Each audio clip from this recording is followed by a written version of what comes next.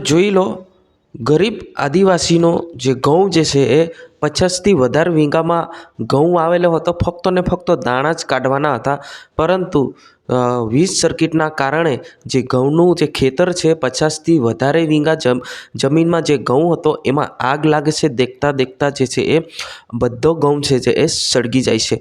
નમસ્કાર મિત્રો, વિડીયોમાં તમારું સ્વાગત છે.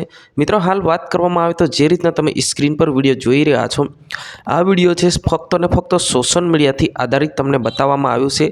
આ વિડીયો કઈનો છે, ક્યાંથી આવે છે, એમનું કોઈ પુષ્ટિ આ ઈકે ચેનલ નથી કરતી. જે પ્રમાણે ઈકે ચેનલ દ્વારા જે પ્રમાણે તપાસ કરવામાં આવી છે, સોશિયલ મીડિયાના આધારિત તમને આ વિડીયો બતાવવામાં આવી રહ્યા છે.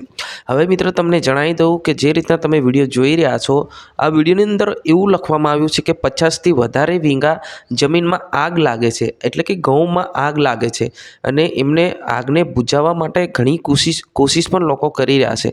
પરંતુ દેખતે દેખતે જે ઘઉં વધારે હોવાના કારણે જે આગ છે વધારે પકડી લે છે, અને 50થી વધારે વીઘા જમીનમાં જે ઘઉં હતો એ બધો ઘઉં જે સળગીને ખાક થઈ જાય છે.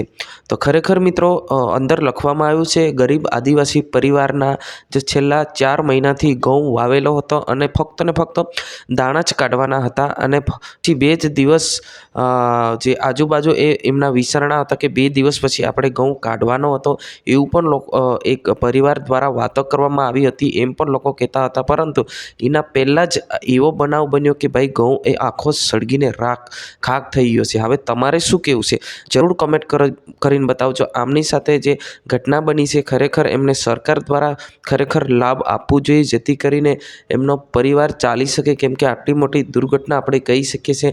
જ્યાં મિત્રો, આપણે અવરનવરની ગુજરાતભરની માહિતી તમારા સુધી પહોંચાડવાનું કામ અમે કરી રહ્યા છીએ, એટલે ફટાફટ અમારી આ ચેનલને સબસ્ક્રાઈબ કરીને લાઇક કરી નાખજો. આજની વિડીયોની બસ આટલું.